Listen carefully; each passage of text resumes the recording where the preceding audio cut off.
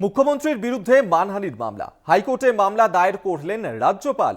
আজ বিচারপতি কৃষ্ণ রাওয়ের এজলাসে শুনানির হওয়ার সম্ভাবনা রয়েছে। আপনারা জানেন যে রাজভবন এবং রাজ্যপাল নিয়ে মুখ্যমন্ত্রী মমতা বন্দ্যোপাধ্যায় তিনি যে মন্তব্য করেছিলেন যে রাজভবনে যেতে ভয় পাচ্ছেন এবং রাজভবনে যা কীর্তি করেছেন রাজ্যপাল, যার কারণে সেখানে যেতে ভয় পাচ্ছেন মহিলারা, সেই মন্তব্যের প্রেক্ষিতেই রাজ্যপাল সিদ্ধান্ত নেন মামলা করার এবং সেই মতোই মুখ্যমন্ত্রীর বিরুদ্ধে মানহানির মামলা করেন তিনি।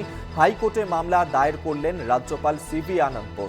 আজকে এই মামলার শুনানি হওয়ার কথা রয়েছে, বিচারপতি কৃষ্ণ রাওয়ের এজলাসে শুনানি হওয়ার সম্ভাবনা রয়েছে। আপনাদেরকে জানিয়ে রাখবো যে মুখ্যমন্ত্রী মমতা বন্দ্যোপাধ্যায় তার করা মন্তব্যের প্রেক্ষিতেই রাজ্যপাল সিভি আনন্দ বোস তিনি যে মামলা করেছিলেন হাইকোর্টে, সেই মামলারই শুনানি রয়েছে আজ বিচারপতি কৃষ্ণ রাওয়ের এজলাসে শুনানি হওয়ার সম্ভাবনা রয়েছে।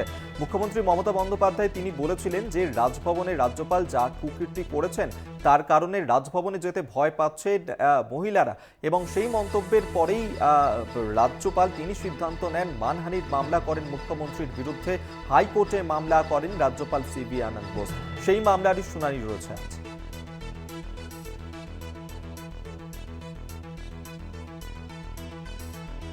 পীযূষকান্তি নাগ এই মুহূর্তে আমাদের সঙ্গে টেলিফোনে রয়েছেন, প্রতিনিধি বিস্তারিত জানবো। পীযূষ, মুখ্যমন্ত্রীর বিরুদ্ধে মানহানির মামলা করেছিলেন রাজ্যপাল, সেই মামলার শুনানি কি আপডেট?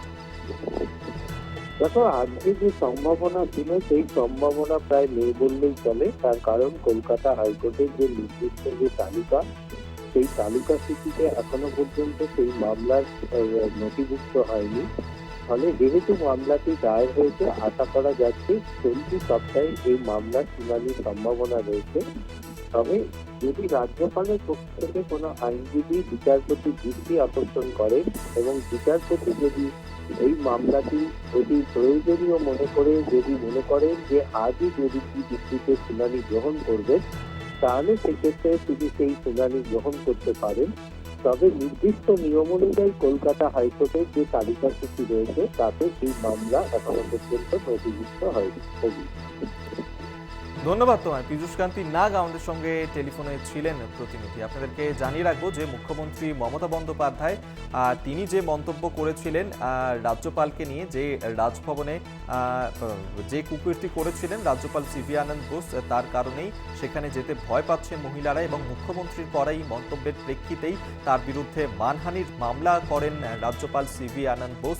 হাইকোর্টে মামলা দায়ের করেন রাজ্যপাল এবং সেই মামলারই শুনানি হওয়ার সম্ভাবনা রয়েছে আজ বিচারপতি কৃষ্ণ রাওয়ের এজলাসে শুনানির সম্ভাবনা।